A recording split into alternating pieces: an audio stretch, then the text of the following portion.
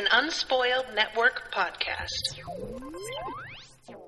This is Spoil Me, covering Wizards at War, the remainder of Chapter 3 and all of Chapter 4. In these chapters, guess who we get to see again? Ronan. Hot, sexy, Irish Ronan.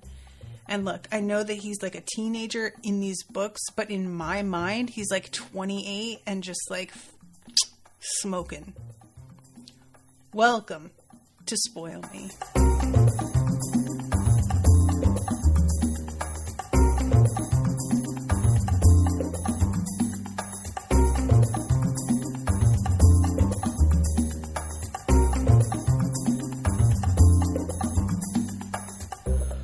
Welcome to the show, everyone. I am Natasha. Thank you very much to Yama for commissioning this episode. And Yama in the chat says, I have a huge crush on him with the wide-eyed emoji. Yama, same girl, same. It is a testament to this writer that I innately understand his appeal.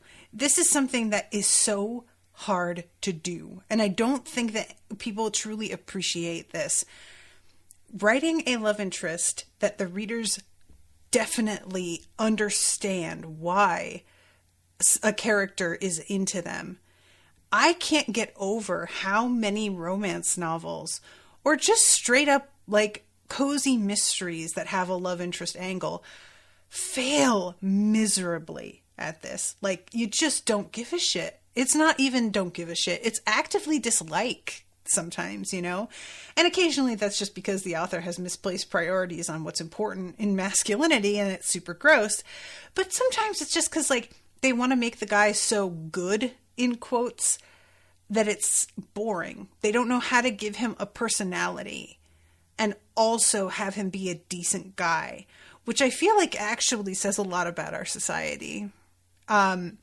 But the thing with Ronan is that we know he's a decent guy. He has another being living in his head because he was willing to take that on in order to save the world, basically. So, yeah, good dude. And yet, he still has an attitude problem, you know? He's still a little bit bitter and struggling still with the role that he plays and everything. And that feels like not something, I don't fault him for any of that. It makes him a person. The situation that he was put in, I keep wanting to say Wizard's Holiday, but that was the last book. What's the name of the book where she goes to Ireland? Wizard Abroad, right? Wizard Abroad. I actually don't remember the details of the circumstances of why he took on this being. The only thing I can remember is basically that he needed to wield the spear. And in order to do that, he had to have this being inside, because it was like, otherwise he couldn't, his brain would break, sort of. I'm sorry, Rashawn was just calling me. She literally never calls, so now I'm concerned. So the fact that he not only is this difficult, and he's still like, he's adjusting still, I would say, even though it's been a couple of years probably, but he's also like a teen still. So that's going to make it all the harder. Can you imagine being a teen and having this presence in your head? Look, I don't want to be indelicate, but like, what about when you're doing some private things that you don't want the powers that be peeking in on or aware of, or just you would like some privacy for the sake of it? Can that be established? I don't know if that's like, I don't know what the boundaries are here. I don't know how much he can tune in and out. I'm very curious about the logistics of how exactly this works and how much it affects the way that he interacts with people, like regular people, not just wizards. Does this influence him by perhaps giving him an indicator on whether somebody is to be trusted immediately. Like, how often does this power connect and let him have extra information that he wouldn't otherwise have? I really want to know what this is like living with it. But all that said, I was really hoping that we would get to see him again. And while I'm delighted that he's here, I am very bummed that it is... It's literally like a threat to the universe that has caused him to show up. It turns out, too, that Kit invited him. And there's something, you know, unspoken here. We know, like, Nita and Ronan kissed. Then this whole thing with the being happened and she had to go home. Sort of dropped what, you know, the fact that there was something between them. It was treated as sort of like, yeah, well, sometimes it happened like that. And also she, in that book, was a little bit conflicted over the fact that she felt as if it was expected that she and Kit hook up, or maybe that she felt like she did have a little bit of interest in Kit and she was sort of betraying him by being interested in Ronan. There was a bit of conflict internally there. And she felt weird about even letting Kit know about Ronan, really. I still don't know if she told Kit they kissed. That's something that I'm really curious about. Like, because her interest in Kit got completely sidelined by her mother's illness and death. Anything romantic just was shelved pretty much entirely, which I'm not mad at. You guys know, like, romance, it's not something that I'm always into. So I'm fine with it, especially considering the circumstances. It could go one of two ways when you're dealing with death. It can either make you kind of shut off other relationships, which, as we know, is kind of how Nita was coping initially. Or it can make you lean completely on other relationships and cling to them as a source of comfort. And if that had been how she, like, if she found herself sort of growing more attracted to Kit because she was struggling with her mother's death, that would feel natural. Honestly, I don't feel like I would have been upset at it. But I do think it's interesting that the question was brought up and then it was sort of left. And I'm wondering if his reappearance in the story is going to change anything about how that dynamic works. And the fact that Kit called him, that, you know, there's this natural, like, impulse to think that Kit would be jealous of Ronan. Again, A, assuming that he knows that Ronan and Nita kissed, or B, assuming that he doesn't know, but that he senses something between the two of them, because I have to assume that there's a tension. I have to think. And it's like this natural assumption because that is how boring stories go. You know, like that's how stories that are tiresome and sort of predictable, that's how those tend to go. But we're not in one of those. So Kit being the one to summon Ronan fascinates me and also makes me think more highly of Kit. Like, it makes him seem very secure and practical to me. And, you know, it might just be that it never even occurred to him. He doesn't know anything, but I don't know. Yama says, I found it very interesting that at some point he answered and then the being answered. Oh, right. Right, yeah. It feels to me that Kit is actively trying to tell her he's okay with their relationship. That's interesting, Yama. Huh. Yeah, because, like, there was a moment with Kit, too, when we were in his head, where it occurred to him that, like, Nita was cute. You know, like, he noticed her. But it's not an ongoing thing. It was just, like, 1 or 2 times, and then it was sort of left. And it's not like he, like, you know, there are obviously moments where he finds girls attractive, but it's not really at the foremost of his mind. I mean, Carmela, whole other situation. But yeah, I am really, like, interested in his perspective on this, because Kit doesn't have, as far as we know, anybody that he is interested in at the moment. And it doesn't seem to bother him at all. So cool. Because sometimes people, even if it's not that they're jealous of the romantic relationship, they might just be jealous of somebody getting their friend's attention more than, that happens in any sort of friendship when one person is still single and the other becomes attached. That the single one can sort of be like, what the fuck? Like, they feel very abandoned. And to be fair, it's not always the case, but sometimes the attached friend does allow themselves to be completely wrapped up in the new romance, and they do neglect their friend. But they're very young to be worrying about that stuff right now. So anyway, so we start midway through chapter 3 again. And Rashawn just texted me. I texted her to let her know. And she just texted back ? And I'm just like, you called me. You just called me. How do you not know that you did that? So after Nita's section where she talks to Millman, she gets off, we leave her POV and we go to Kit. And he is looking through the information that he has in his manual. It has also grown. There's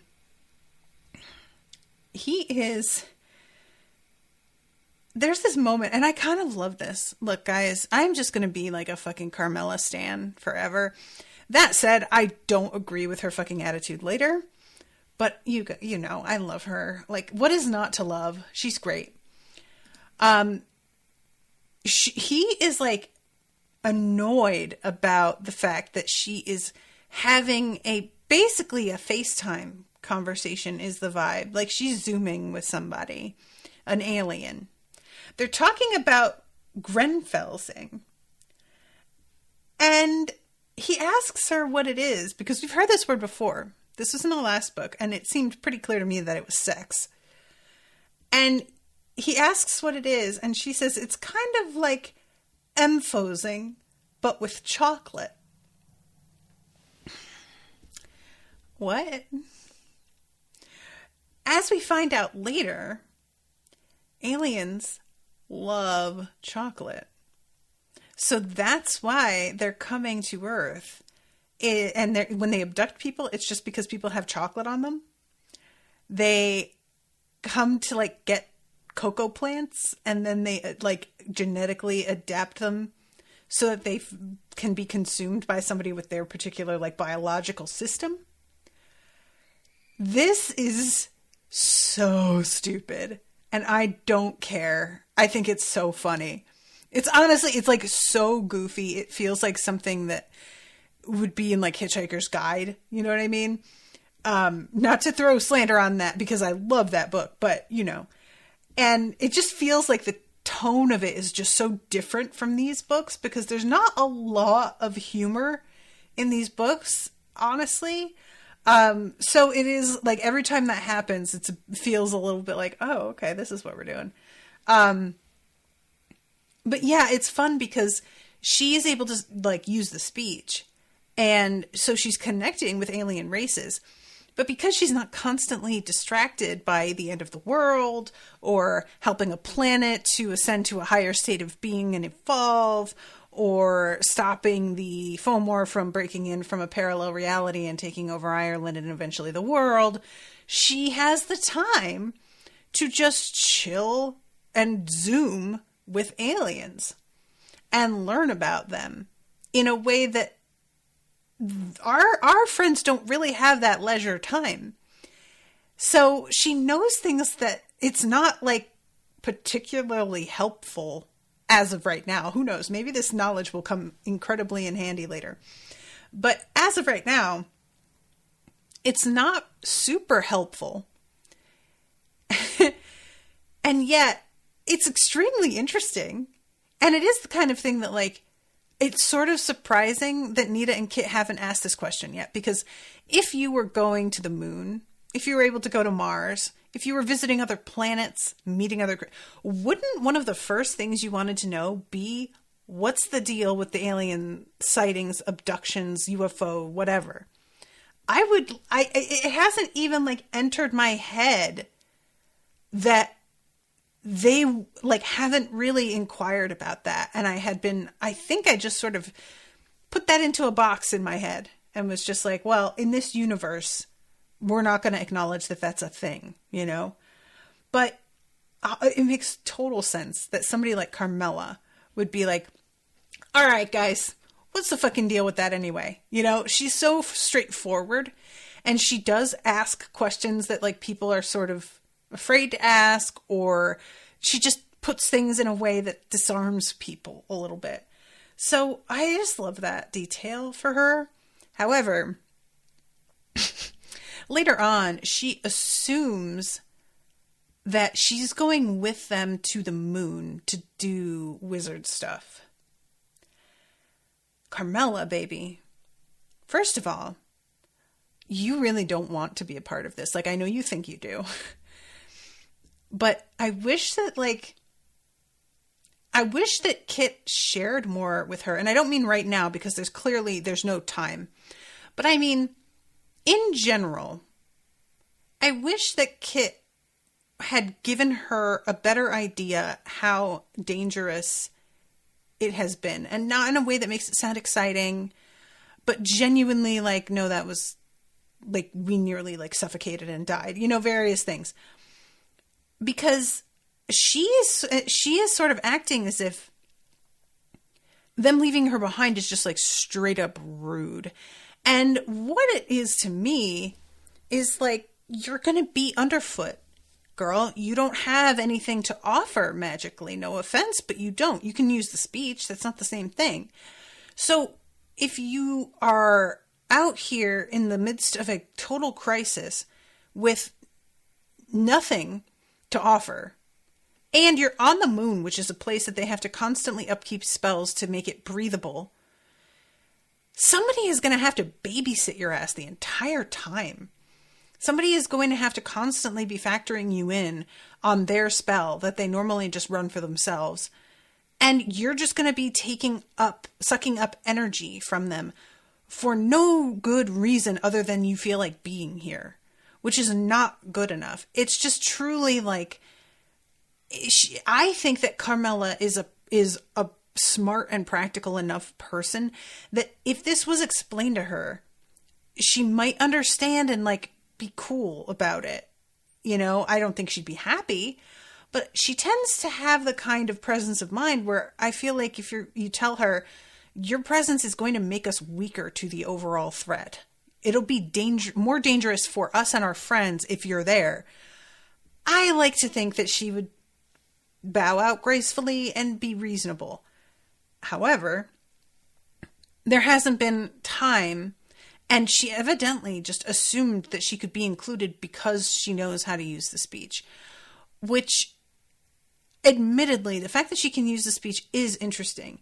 Kit thinks in his section here, she's not turning into a wizard, though. It's much too late for that. And I'm sort of like, is it? Because we only know a little bit about how wizardry works. Like, let's be honest, we keep finding out things every book that are new and different in terms of the way things can go sometimes. So, like, for example, the fact that senior wizards can just have their powers deleted or handed over to somebody else. Like, I didn't know that. And thus, I'm not convinced that she doesn't have some latent power that might come to the fore, especially considering the universe is in dire need of more wizards. Like, we're in a pretty bad spot right now when all of our seniors are being, you know, benched. If the powers were going to grant her any abilities, or we're thinking about it and not sure, now would definitely be the time. But I really wonder how Kit would feel about that, because, like, you know, Nita had very mixed feelings when Doreen showed signs of becoming a wizard, and he has another sister who I don't think knows anything about any of this stuff, which is kind of wild. Like, the whole family knows, lives with it every day, talks about it. They have alien channels on their television, but yet he has a sister who just has no idea. And I'm genuinely like, how long can that possibly last? But if his other sister that lives at home with him suddenly turned into a wizard, I don't know if he'd be glad or not. You know, I feel like at the moment he would be, because it's just good. We need more hands on deck. And especially if she's young enough, or if it's like the wizardry is new enough to her, will she be sort of powered up the way that Dareen was? Or is it the fact that she's older? Would that mean that her power would be commensurately lower? But, you know, it's a weird thing when you have your identity wrapped up in something and you are used to that being your thing in the context of family, especially. And one of them, like your siblings, starts to sort of horn in on what you feel is your territory. It can be kind of a weird thing where you don't want to be upset about it, but you are, you know? Oh my God, you guys, I was reading this, like, this thread of Bridezilla posts, because you guys know I'm planning my wedding, getting married in about a month. And it can be really fun to read about some of the crazy shit that brides demand or whatever. And this one girl, over the past 2 years, she has been steadily losing weight. She, you know, just changed a lot of things about her life, and it has resulted in her dropping a bunch of weight.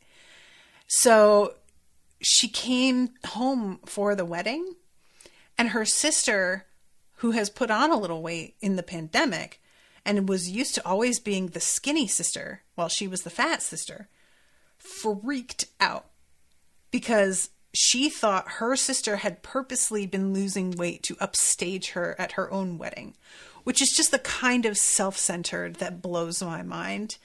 And what kills me is that this woman who lost the weight, her parents took her sister's side and suggested maybe she should sit the wedding out because they thought it was also like a purposeful thing, which truly, maybe you should sit this wedding out because your family is pure garbage.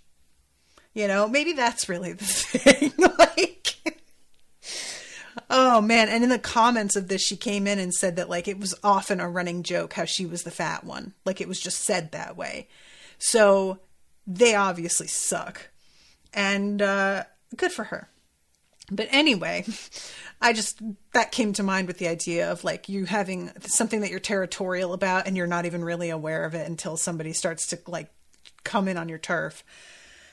So this moment here, though, with Kit, like, looking at the manual and he's talking to Ponch, and Ponch is like, oh, hey, so the saving the universe thing, you're more serious about that than I thought. Okay. There's a moment where he keeps getting interrupted by by Carmela. And he gets really annoyed and yells out, how am I supposed to save the universe with all this noise? And Carmela, go save it somewhere else? I mean, even if you go read in your own room and shut the door so the sound of other people having lives doesn't bother you, you'll still be in this universe, right? And you should be able to save it just fine from there. Yes, Kit. What? Like, look, I know you're doing something hugely important, but come on, you have a room with a door. There's literally, you could go so many places to deal with this, like, honestly. So, and as he's walking out, she says, you're tense, I forgive you. I hate it when she forgives me and she's right, Kit thought. Oh man, this is like, I saw a meme the other day that there were 2 sections, and the top section said, you know what true kindness is? Forgiving someone who isn't even sorry. And underneath that, somebody had replied, I would literally rather die. Oh, God. So he's thinking about, like, this whole problem. the weirdest thing is that space started stretching in some place where there was so little stuff to do a wizardry on. Anyone who could work directly on the structure of space-time is going to be really powerful. That was the thought that kept making think that once again the lone power was involved. But Tom and Carl seemed real eager to keep us from coming to that conclusion. And if the powers that be themselves think that this is something new, ... And later on, we see Daryl again, and Daryl brings up these bugs. I think he says that he saw them in a dream, like he was lucid dreaming. And they were hugely threatening. He did not care for them. And there's like a picture on the cover of this book of what looks like Nita and Kit standing below an enormous, like, pincer-headed insect. So I'm assuming that's them. So now, before all the other sections in his book, Kit's manual contained a notifications area nearly a 1/4 inch thick. Every page of it was full of bold headings and blocks of text that rewrote themselves as you read them, constantly updating with real-time information from the physical universe. Meteorological intervention. Diversion of tropical disturbance / incipient cyclone Piwa NOAA, aka CP102010 JTWC, approved JD, and there's like a bunch of numbers. Center point latitude, longitude, storm heat energy release presently holding at 1.6 times 1012 watts a day. All this information. Genuinely, guys, does being a wizard sound like it sucks? I gotta be honest. I admire their work ethic. I admire how much information they can contain in their thoughts as they are focusing on a thing. But like, all of this information, and I truly, my eyes cross and half my brain just completely checks out. Gone. Unavailable. So I don't think I would be set up for this at all. I just don't. It would not suit my temperament. Kit shook his head, for this was just one small problem on a planet full of them. On all the pages that followed were status reports on more interventions of every kind. Wizards all over the world were doing spells for everything, from melting back an over-aggressive glacier to stopping a small Southeast Asian bush war from breaking out by giving all the potential combatants a brief, profound case of amnesia. The fighters in question had instantly forgotten what they'd come for. By the time the spell wore off, all of them had wandered hours and miles away from the battlefield and were universally so freaked out that they had no desire to find their way back. That feels sort of borderline to me. Does that not seem like kind of a fucked up thing? That feels like we're just on the edge of interfering with people's free will at that point. I don't know. I didn't love that. Kit's like, wow, that's a really great idea. And I'm like, oh, I guess. Like, I don't know. And he says the psychotropic wizardries are so tough to work. And that, once again, brings up questions for me. Like, what are the other wizardries like that? Like, what? I don't think we've seen them do anything of that nature. And I am pretty curious about it. So anyway, he starts to get a little bit overwhelmed here as he's looking through things and thinking about the magnitude of the problem. And as he's like thumbing through the notifications, Ponch looks over his shoulder and is just like, damn, there is a lot happening. And Kit stops and is like, can you read this? And Ponch says, those marks, when I look at them, I see the ice melting. Is that reading? And Kit's like, I mean, not how I read, but that sounds like reading. Yeah. That's kind of rad. Later on, Kit is able to sort of connect with Ponch's sense of smell.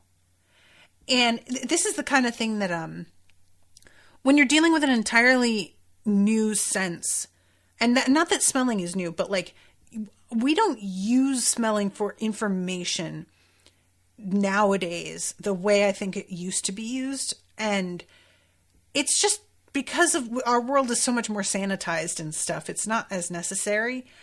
And it's fallen to the background in many ways. And I kept thinking about using smell as a means of collecting lots of data. And I was like, wouldn't that just sort of overwhelm you? Wouldn't that be too much to like keep track of and focus on? And then I thought about how vision works. I can see my entire room. That does not mean I need all of that information. So I focus on the one thing that I need to look at and know about. And everything else is still there, but I'm not interacting with it. I'm not like filing data away with it. So I'm assuming that's how it works with smell, is that you're somehow automatically able to just tune into the smell that you want to focus on, and everything else just sort of dims and becomes unimportant until you turn to it and decide to interact with that. But it's just a weird thing to imagine, because the way that I function, smell isn't something I have control over. I can't refocus my sense of smell easily. I am in a room with scents that all will crowd up on me at the same time, and it can be overwhelming for me, Have you ever been somewhere where you have some, like, for example, spraying a, like, room spray because the room smells bad. And so then you have the bad smell competing with the good smell. And it's sometimes much worse, actually, after that than it was to begin with. Because your brain is getting fried by trying to process these two competing smells at the same time. So that, like, I assume that's how it is for Punch, but of course it's not, because that's his main source of information. So he can't be that limited with it. This whole thing is really interesting. Like Punch becoming so much more of a character. He has been really fun and interesting, and obviously a key player a couple times because he has been able to do things that like Kit and Nita can't do. But he's still developing. It feels like there's still things that we don't know about him. So Nita comes over at this point and she asks him if he's got any ideas. And he says, I have a few, but I need to talk to the others. And have you told your dad yet? And she says, no. Have you talked to your mom and dad? And he says, yeah, but I think it's not the kind of conversation you can have just once. My pop just said, I trust you to do the right thing. You'll figure it out. You always have before. Oh, God, Nita said. And then she says, well, at least Millman has us covered. And Kit's like, you? And she says, no, you too. Like, we made a deal. That's part of it. As long as your parents are willing to play along, basically. But yeah, I love the idea that their parents have sort of gotten, like, I don't want to say blasé about their wizardry, because I don't think that's true. But you can't live in a constantly keyed up, adrenaline-fueled, anxious state. Well, I say that. People with anxiety are going, oh, can't you? Can't you, Natasha? No, but you know what I mean. Like the kind of fear that a parent would have about their child being in immediate mortal danger. That is an unsustainable type of panic. You can't just live like that.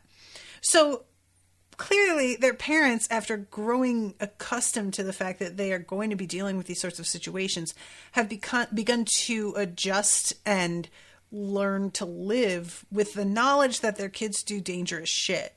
So then when you come up against this kind of thing, which the danger is more acute, there's like, they don't have the reaction you would expect because they genuinely can't understand the difference. And I'll be honest, like as a reader, I don't necessarily feel more afraid for them right now than I have before. I feel like I should, because like, you know, they're going to be on their own in a way that we've always had the seniors in the background to help. However, as much as we've had the seniors in the background to help in theory, they haven't really played a role. The two of them have had to, like, Nita almost had to sacrifice herself during the second book, you know? That it was that kind of danger where the seniors, yeah, it's great, we have them. They're literally no help right now.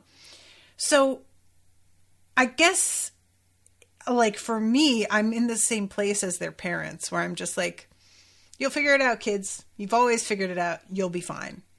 And I feel a little bit bad because I don't think that's what Diane Duane wants me to feel. But, you know, that's where I'm at. The only thing that I could see is, like, one of our side faves, something happening to them. I just don't think I have to worry about Nita and Kit being in mortal danger themselves. And she may prove me wrong. She might kill one of them. But I don't see it. And I certainly don't see, like, the world ending, you know? That said, I feel like, there's only one book left after this. Is that right? Is the series continuing to be written? Is Diane Duane still working on more of these? Or is the last book the last book? I don't know if anybody even knows. But yeah, I for all I know, this book ends on, like, a cliffhanger and one of them is dead and who knows, you know? So we take off for, oh, that's right. They are in Kit's kitchen and everybody comes over and hangs out there for a little bit. We have, Rashawn, another charming bijou residence. The overall understatement is most effective. I will never like him. I just won't. And that's that. What can you do? It's funny how, like, arrogance can be endearing on Dareen, but on this guy, I'm just like, jump in a lake. Jacob says, yeah, there's more coming. Oh, shit. Okay. So Kit is, he hears this humming sound coming from the living room, and they go in there and Spot is staring at the TV. Images and words in the speech were flickering across the wide screen much too quickly for Kit to follow. What are you guys up to? Kit said. Data, said the TV and DVR and DVD all together and fell silent again. I don't know why that cracked me up so bad, but there was something that felt vaguely sexual about this to me. Oh, God. I think it's just like the idea of, like, this intimate sharing kind of thing. And I just fucking made me so uncomfortable. Oh, God. So, then we have this thing from Carmela about chocolate and the way that it functions in the universe and how much aliens love it. Kit ends it with, why do I get the feeling that you are totally out of control? Your control, said Carmela, and wandered off, smiling angelically. I mean, how do you not love her? Honestly, answer my question. So this is when the doorbell rings, and it is Ronan. Predictably, Carmela is bad at it. She is into him, which, I mean, I just feel like he has that effect, you know? And I found it interesting that when she asks Nita if he's attached, there is no indication that Nita feels any jealousy or protectiveness or territoriality of any kind. I thought there might be still something there. It doesn't seem like it. And maybe it'll, like, flare up a little bit later, but at the moment, she just doesn't seem to have any reaction. And I am genuinely surprised by that, because even if you have sort of gotten over the idea of being with somebody, if you have been with them, especially, this is not like that far distant, you still do have a little bit of a feeling of like ownership sometimes, you know? And she's so incredibly elevated. I was sort of like, man, Nita, you're really making me feel like a petty bitch, you know? I don't know. So this is when Spot comes up to Ronan and he says, 3 matters unknown, but soon to be, the way of the gods with the created, the way of the created with the gods, the way between them across the bridge of being. Spot. I genuinely don't think this is helping. I think that it's not Spot's fault. I think the powers are interfering and making Spot say things. But I want to talk to the powers and be like, Powers, do you think this is helpful? Like, what are you hoping to accomplish here? Because I feel like it's not doing that. I don't know. Anyway, so Ronan mentions triads. In Ireland, we used to get a lot of prophecies that way. Everything in threes. So, yeah, they talk a little bit about the situation with him. And he actually has the spear with him. And he has made it into a little ballpoint pen. I love this so much. Pen's mightier than the sword, theoretically, Ronan said, clicking the point in and out a couple times.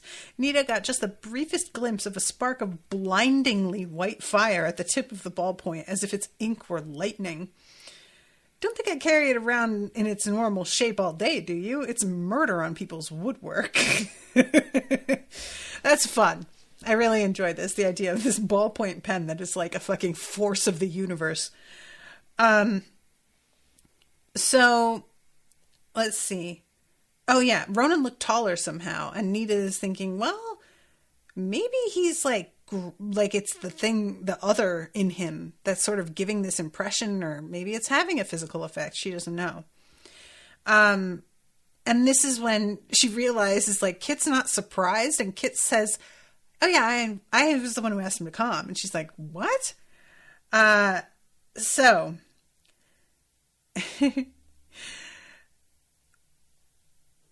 As I just said to Nita, things are starting to happen already, Ronan said. The new young seniors are starting to meet on the moon right now. You'd have found out about the gathering shortly from your manuals or whatever form of the knowledge you use. But I needed to reach you before you left because I've got access to information that's too sensitive to be entrusted to the manuals. And everybody is like, word? Because that is like... I don't think we've ever even heard of that. Information that, like, the manual isn't safe. You know? It never occurred to me that the manuals could be compromised. I hate that. Like, I just have assumed they are incorruptible. Why wouldn't you? And the fact that, oh no, like, the lone one, if we put it in there, the lone one will find out about it. How? Why? I really just, personally, I think that's unfair. Just saying. I don't think it should work like that. Here's the short version. The powers have learned that hidden somewhere in this universe, there's an instrumentality, a weapon that will stop the stretching of space-time. If we can find it and arm it soon enough. They say if we start looking now, there's a good chance we'll find the instrumentality before things get really bad. What are the adult seniors saying about this? Scarrett said. Nothing, Ronan said. They haven't been told. I know how it sounds, but we can't tell them.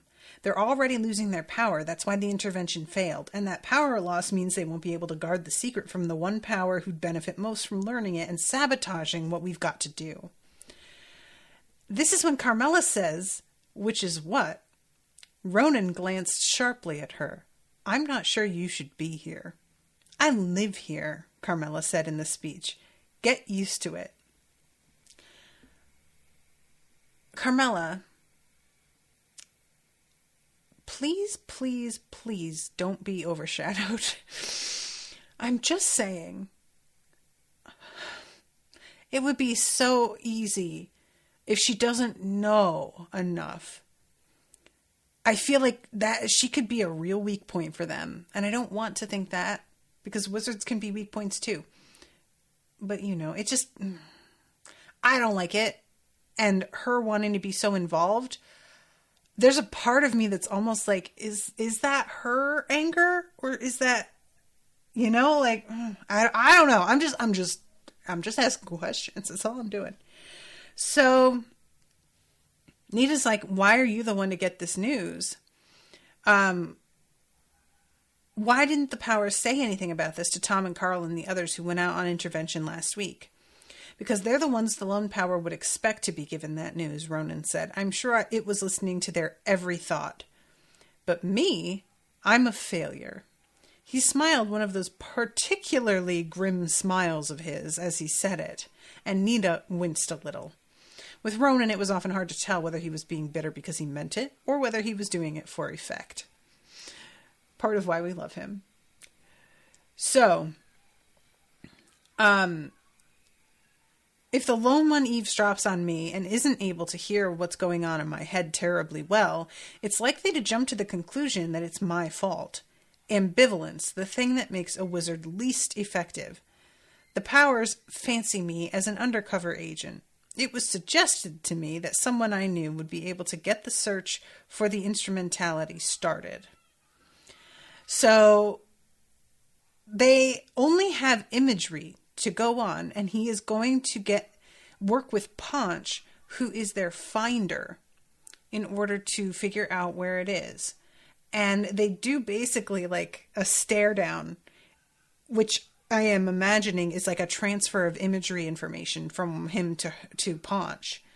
I love Paunch. He's just so excited about this. So, can you guys hear that? There's like a series of dogs freaking out somewhere nearby. Sorry about that. So Kit says we should head to the moon first. If a lot of wizards are there, it'll seem normal that we should be there too. If after that we go out into space as one more of however many teams, it may get thrown off our track long enough for us to find what we're looking for. So they head to the moon. And again, at the start of chapter 4, Kit's really like feeling shitty because Carmela threw a fit over the fact that she wasn't going to get to come. It's really interesting. Like, does Carmela think she's essentially a wizard just because she knows the speech? Like, what is she? I'm curious too. If Carmela knows the speech, does she basically know every language on Earth? Because the speech is like a sort of natural translator. Can she talk to anybody? Like the wizards can. So I assume she can also. That's not wizardry related. That's speech related, right?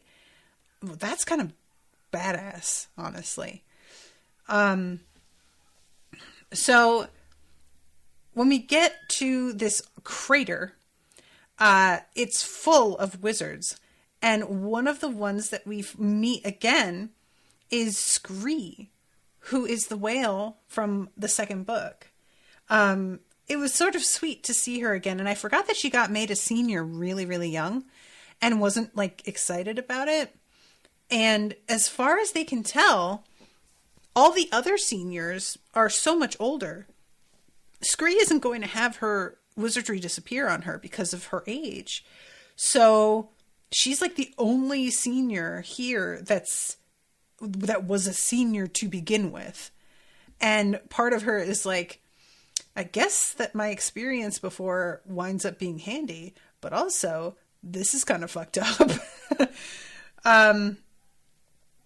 What do we tell the other wizards about what we're really going to be doing? Nothing, Ronan said. The odds are better than usual that at least a few of them are overshadowed. And Nita says he might be right, but what's going on inside his head? And I'm like, what does that mean, Nita?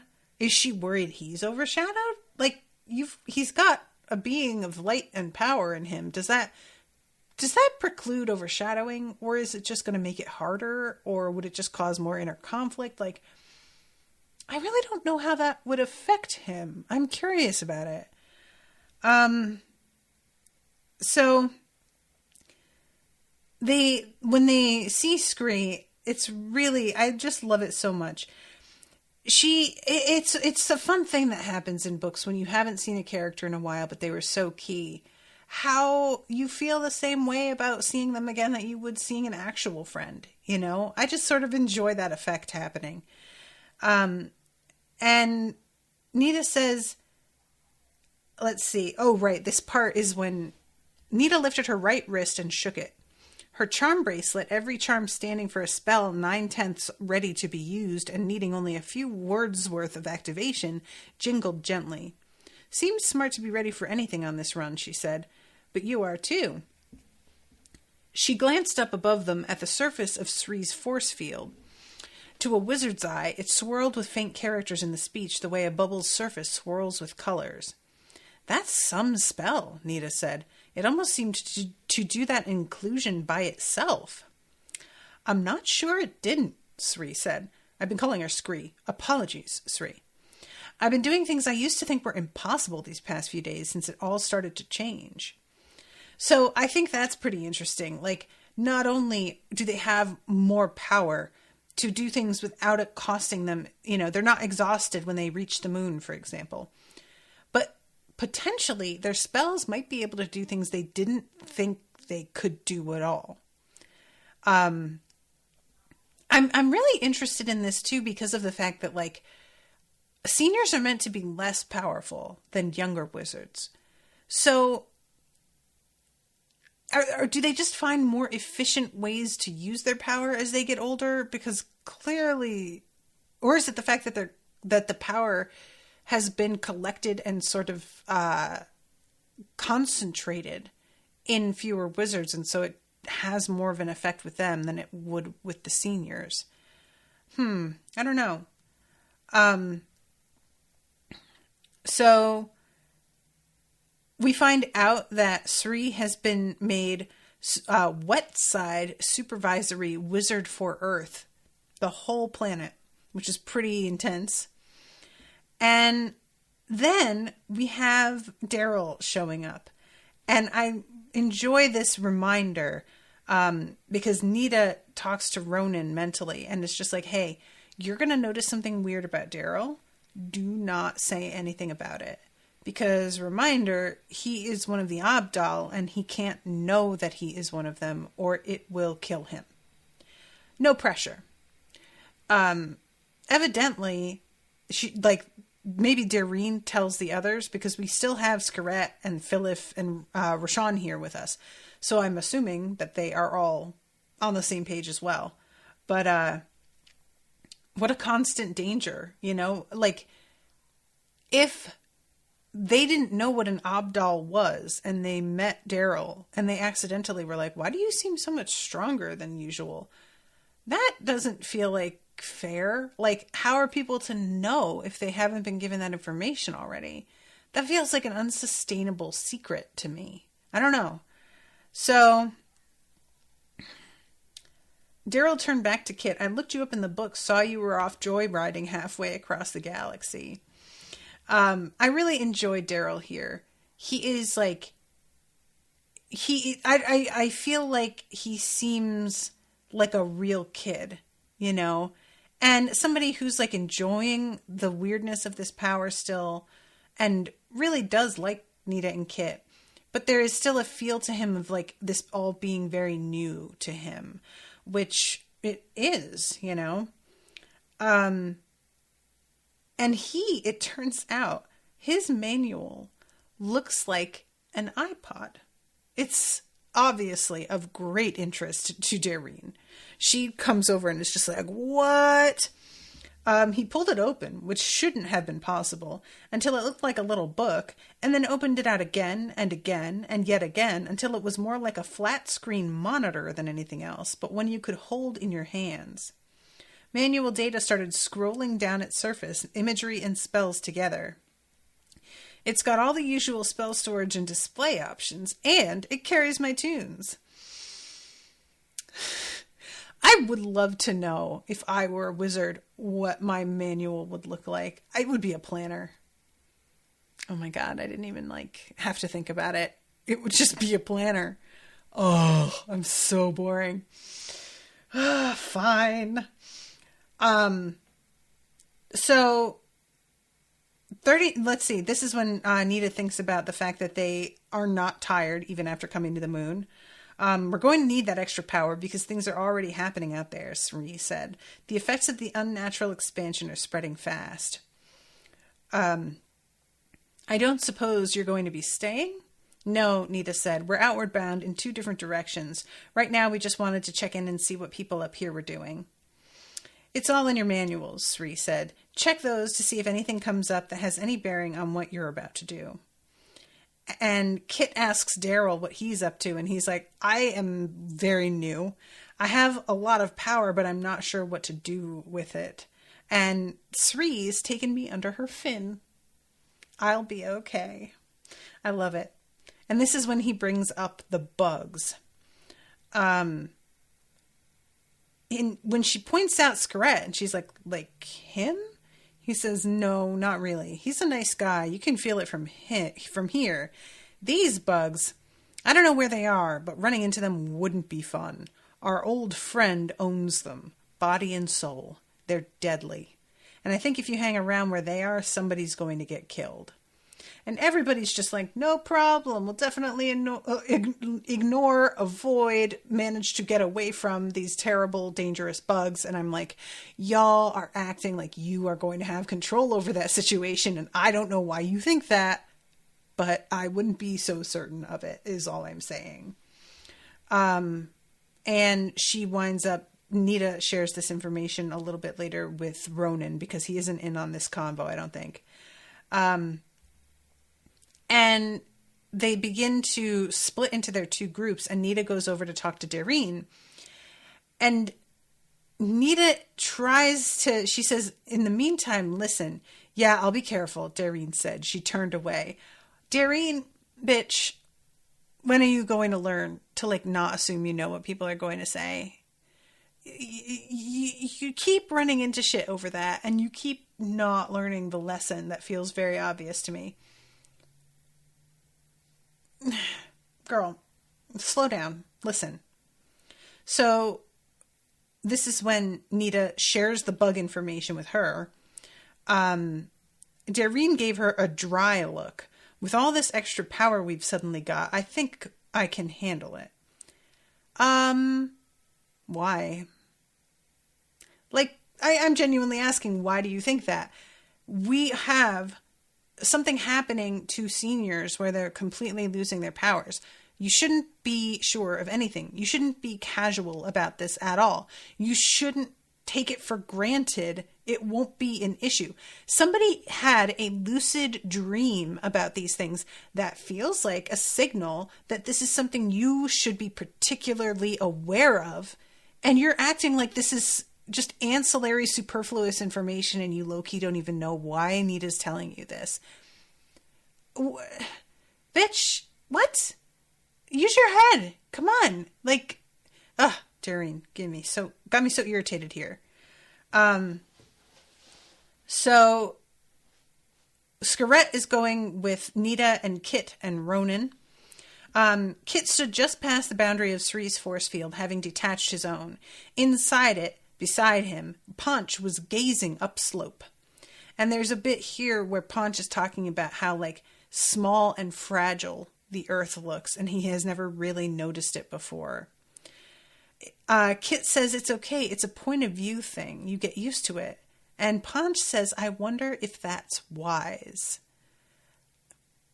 That's interesting. I mean, you can't constantly be afraid of it, though, and function. So, Punch sat down, tail thumping. Show me what you want to find. And this is when they lock eyes. And Kit tunes into Punch's data center, basically, and learns about how much information Punch absorbs from scent. Punch glanced once more up at the earth hanging low by the crater's rim.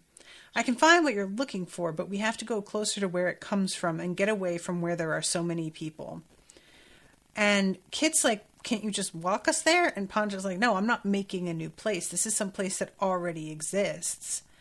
Ronan, Kit said silently, you said your partner was going to be able to protect us from being overheard. Are you both sure? Yes, and yes, they said.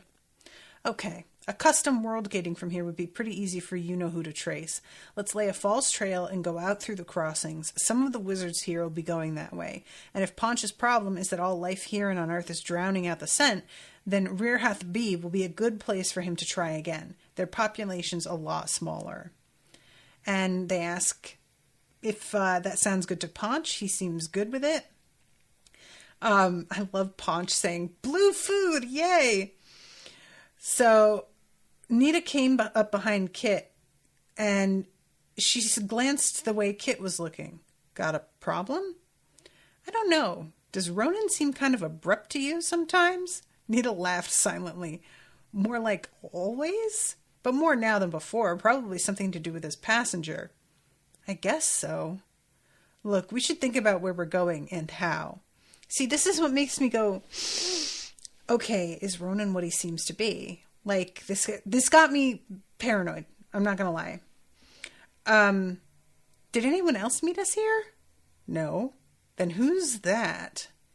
And there is this couple of kids that they look Asian, and they walk up and greet them, and then they say, we're a Twi-child. Twin wizards. Twi-childing is more than just being twins, isn't it? Nita said. I read about it in the manual a while back. You guys bounce spells back and forth between you, right? And they get stronger. And then Kit was surprised to see Nita blush. Sorry, I don't know which of your names it's okay to use. The last one's like the Western first name, said the girl. And I like that Nita is sort of like embarrassed that she doesn't understand how this works. Like, welcome to me all the time. Anytime that I have to like welcome new patrons and I'm reading through names and I'm like, I am sure that I just completely butchered this and I'm so sorry. So they talk a little bit about spells they've done and things that, you know, they're sort of, they have that sibling vibe where they are on board. They're clearly very synced up, but they also don't always agree on everything. Are you two going out or staying in? Kit said. Staying in, Tuyet said. That's why we wanted to check in with you. We're putting together a notification list in the manual so that wizards who are staying home can cover for the ones who are going on the road. Are you going through the crossings? We've got a custom gate wizardry set out in the middle of the crater. And I love this moment so much. Been a lot of traffic through there in the past few hours in both directions. You can never tell. It might confuse somebody. She grinned. When she did, that fierce look in Nguyet's, see, I'm already doing it. Nguyet's eyes, I hope, oh God, I'm sorry guys, got fiercer. Kit liked it. It made her otherwise extremely delicate porcelain prettiness look more like the kind of porcelain that gets made into high-tech knives. I love that line so much. That's just so good. It's so good.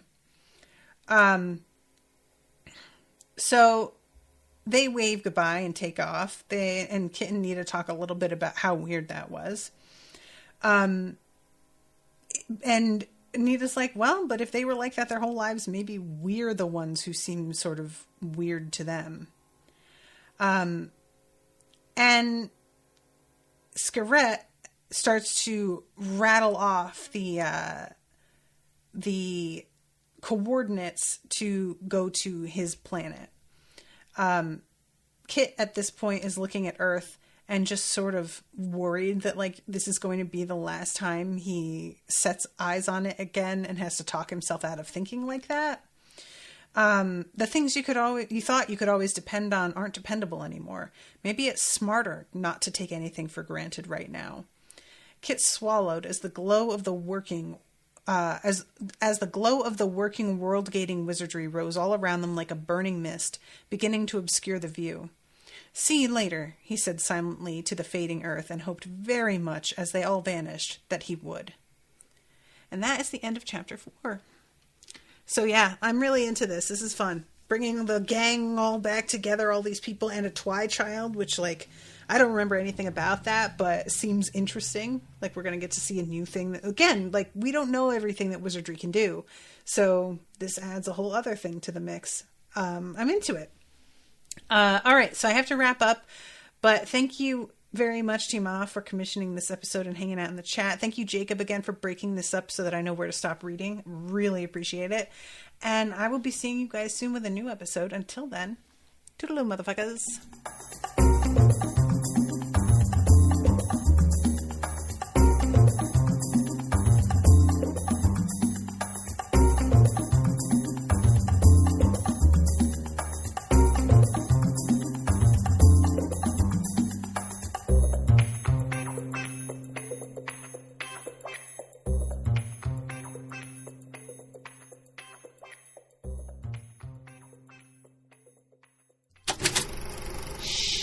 That was an Unspoiled Network podcast.